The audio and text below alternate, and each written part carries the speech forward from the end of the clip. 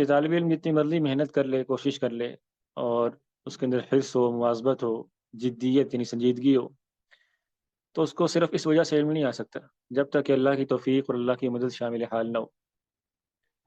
اور یہ صرف علم میں نہیں ہے بلکہ دین و دنیا کی ہر بلائی میں، ہر طرح کی خیر جو ہے وہ اللہ کی توفیق کے بغیر ملنا یا ممکن نہیں ہوتا۔ اسی لیے اللہ کے رسول صلی اللہ علیہ وسلم نے ان دونوں باتوں کو ایک ہی حدیث میں جمع کر دیا نا، استعین باللہ، احرص علی ما ینفعک واستعین باللہ ولا تعجز۔ یہ جو تعظیم العلم ہے اس میں ایک ماقد ان تینوں باتوں پر بھی ہے، اور انشاءاللہ دروس آپ سن رہے ہیں، آہستہ آہستہ اس ماقد تک آپ پہنچ جائیں گے۔ تو احرص علی ما ینفعک، اپنی نفع جو چیزیں تمہیں دیتی ہوں ان پر حریص رہو۔ کیا صرف حریص رہنے سے نفع مل جائے گا؟ نہیں، یہ کافی نہیں ہے۔ واستعین باللہ، اس کے بعد اللہ کی مدد لازمی ہے، اللہ سے دعا کرنا یہ لازمی ہے۔ اسی لیے جب ہم کہتے ہیں نا ایاک نعبد و ایاک نستعین، اے اللہ ہم تجھ سے مدد مانگتے ہیں، ہم تیری عبادت کرتے ہیں، تو ہمارے ذہن میں ہوتا ہے کہ ہم نے شاید مدد مانگنی ہے دنیا کے لیے، صرف ہمیں اپنے روزگار کے لیے اللہ سے مدد مانگنی ہے، اور ہم اپنی شادی کے لیے اور معاش کے لیے مدد مانگنی ہے۔ حالانکہ ہمیں جس بات کی مدد سب سے پہلے مانگنی چاہیے اس کی تعلیم ہمیں خود قرآن مجید میں ہے نا، اہدنا الصراط المستقیم، سیدھے راستے کی، کہ اللہ ہم تجھ سے یہ مدد مانگتے ہیں کہ تو ہمیں ہدایت دے دے سیدھے راستے کی طرف۔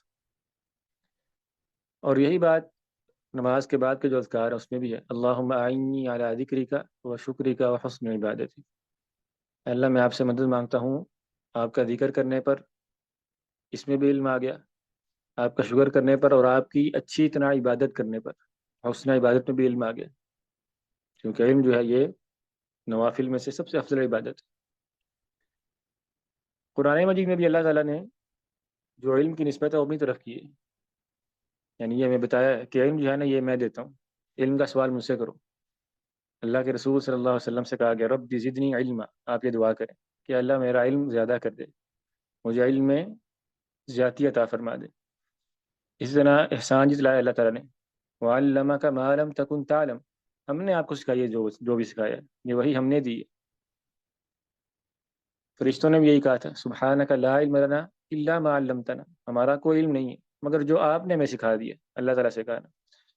تو اس لیے نا یہ بات بہت اچھی طرح آپ سمجھ رہے ہیں کہ علم جو ہے نا یہ ذہانت سے نہیں آتا، اور علم جو ہے نا محنت سے نہیں آتا، اور علم جو ہے نا یہ محض پڑھ لینے سے اور شریک ہو جانے سے دروس میں نہیں آتا۔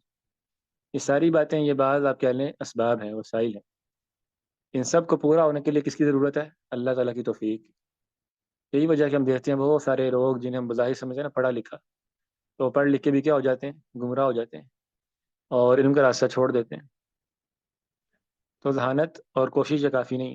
اذا لم يكن عون من اللہ للفتى فاول ما يجني عليه اجتهاده، اگر نوجوان کو اللہ تعالیٰ کی مدد اس کے ساتھ شامل حال نہ ہو تو سب سے پہلے جو چیز اس کو گراتی ہے وہ کیا ہوتی ہے؟ اس کی اپنی کوشش ہوتی ہے۔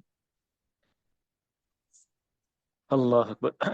اور نا یہ قانون کا طریقہ تھا، یعنی علم کی نسبت اپنی طرف کرنا کہ میں بڑا عالم ہوں، مجھے زیادہ علم ہے، یہ قانون نے کہا تھا نا، قال انما اوتیتہ علی علم عندی، کہ جتنا کچھ مجھے ملا نا دنیا میں یہ تو میرے علم کی وجہ سے ملا، مجھے بڑا کچھ پتہ ہے۔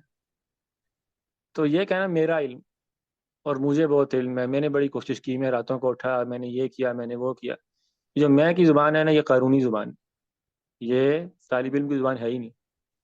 آپ نے دیکھا ہوگا نا دنیا میں بہت سارے لوگ جو کسی مقام پر پہنچ جاتے ہیں، آج کل تو ایسے بھی زمانہ ہے، یہ انٹرویو ہو رہے ہوتے ہیں، صحافی لگے ہوتے ہیں ہر کسی سے پوچھنے کے لیے، ہر دنیا کے فضول ترین انسان کو بلا کے بھی، بھئی آپ نے اتنے ویوز کیسے کمائے، سبسکرائبر کیسے ہوئے؟